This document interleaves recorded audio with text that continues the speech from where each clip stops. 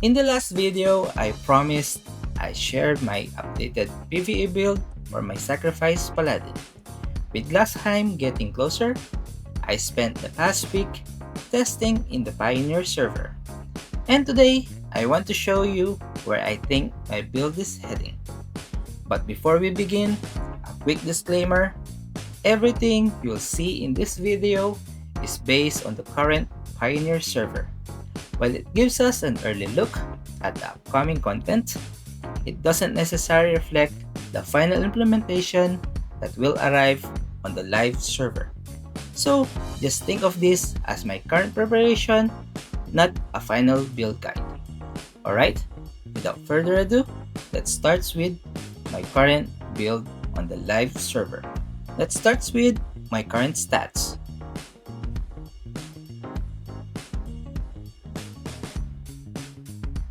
Here is my current equipment. For the accessories, I'm using necklace for PvE and golden foot ring for PvP.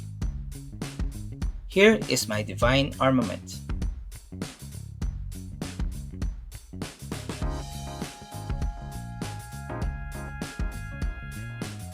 Here is the build.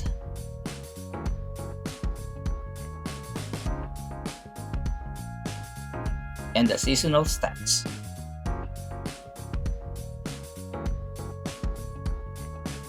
The enchantments.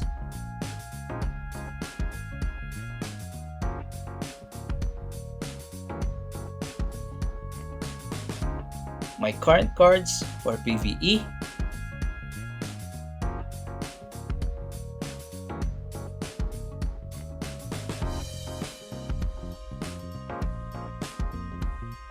This is my current PvE skill build, and as always, it may vary depending on your playstyle.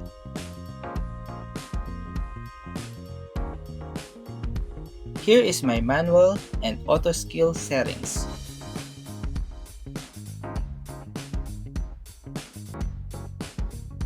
My guild skills.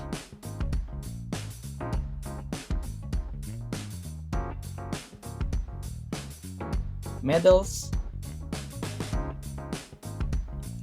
mount progression,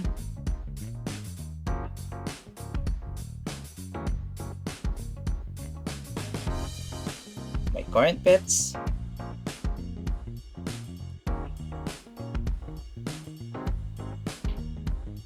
my feather setup. You don't have to copy this exactly. I simply choose to use a light feather on defensive slots to squeeze out a little more physical damage. Here's my monster research progression for those who are curious.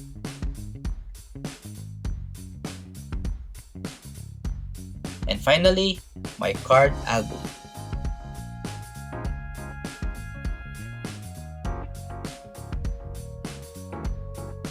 That's my current PvE build.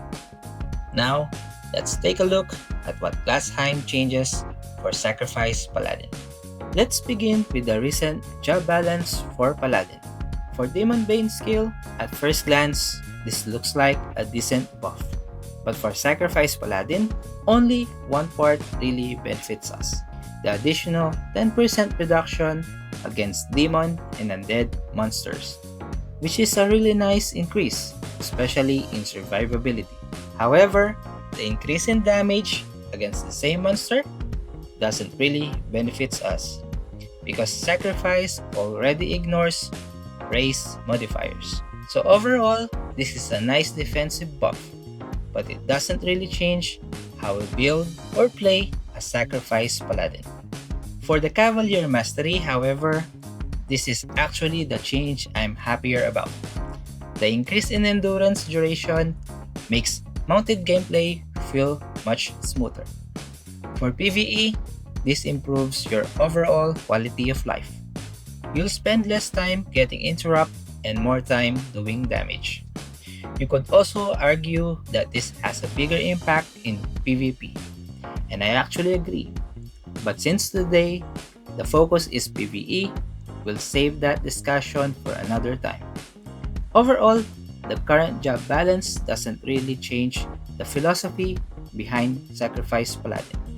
The bigger change actually comes from the new equipment, which is the next point of the episode. There are two accessories worth looking at for a Sacrifice Paladin. Each of them has their own strength depending on what you're trying to achieve. And personally, I think Illusory Star Necklace has the highest potential for PvE because it gives you value even before reaching class 15 refinement. The Starry Aegis necklace, however, leans more towards survivability. But I will save the deeper comparison for another video because there's quite a bit to unpack here. And then, one thing to note is that these accessories aren't easy to obtain. Unlike the level 85 accessories, which requires 150 strange gems, you will now need 300 obscure gems just to exchange for an optional level 95 accessory box, which means RNG still plays a big role. So here's the question: do you immediately switch to a 1-slot level 95 accessory? Or do you continue using your 2-slot level 85 accessory until you eventually obtain a 2-slot level 95? I think that's an interesting discussion on its own. So we will cover that in the next video. But for now, let's move on to the newest progression system, the AstroCore. I'm not going to explain how AstroCore works because many creators have already covered the system itself. Instead, let's focus on which nodes actually matter for Sacrifice Paladin. But before we begin, there are two important things to remember. First, AstroCore materials are limited. You'll mainly obtain them through the new Team Dungeon, daily activities, and the shop. Team Dungeon only resets once a week, so every upgrade matters. Second, at least on Pioneer server, there isn't a reset button. So, once you spend your materials, that's it. Which means planning your progression is actually more important than rushing it. So, this brings the question of which cores to upgrade. In my opinion, for attack core, Lumia will be my first priority. Not because of the sub-star stats, but because of the main core itself. Every level gives an additional physical damage. It may not look like much per level, but at level 10, that's already a noticeable increase. And since we really don't know yet whether the scaling changes at a higher level, this will be my first investment. The additional MDef or PDef from the sub-star stats is simply a nice bonus. And remember, you don't have to max every sub-star first. Just focus on one nodes at a time because as you upgrade, the main core will naturally follow. For defensive core, I highly recommend starting with Alvara as the priority. The defensive value it provides simply gives more overall benefit for a Sacrifice Paladin compared to the other options. And again, progress one node at a time. Don't spread your materials everywhere. That pretty much sums up AstroCore for a Sacrifice Paladin. Please comment down below if you have further questions about the new progress system. Now, let's move on to the new cards. That starts with Blue Offhand cards. Currently, I'm using Megalodon and Ancient Mummy for PvE. The question is, are the new cards worth replacing them? First, Arclos. It offers more HP together with physical damage reduction. On paper, it looks like an upgrade, but in reality, that additional 4.5 physical damage reduction, or even 9% if you use 2, usually doesn't matter in PvE. If an MVP is already one-shotting you, you'll probably still get one shot. While for PvP, we already have Horde card, a 3-star That's 30% physical damage reduction. 2 horn cards gives 60%. So Arclos doesn't really replace horn either. The Sting card follows the same idea, except instead of physical damage reduction, it gives magic damage reduction. And again, useful in certain situations, but not enough to immediately replace your current setup. So if you are already using 2 Megalodon cards, I don't think there is any reason to rush. Yes, Sting and Arclos offer an extra 0.5% HP, and we shouldn't dismiss that, because Sacrifice still scales directly with HP. But I don't think that alone justifies replacing everything immediately. Once you eventually obtain and awaken them, then it becomes a different discussion. Till then, 2 Megalodon remains perfectly viable. That wraps up the blue offhand cards. There's no need to rush, progress naturally as you obtain the new cards. Now, let's move on to the purple cards. For Sacrifice Paladin, there's really only one card worth talking about. This card. And currently, I'm using 2 Orc Baby cards on my cloak. The question is Ragnarok even better? For PvP, yes. The additional neutral damage reduction makes it a natural progression over Orc Baby. That said, I don't think you should immediately throw away your Orc Baby cards. Not everyone will obtain Ragnarok card on day 1. So if you're currently running 2 Orc Baby cards, keep using them until you naturally progress. Even running 1 Orc Baby together with 1 Ragnarok is already an improvement over using just 1 Ragnarok.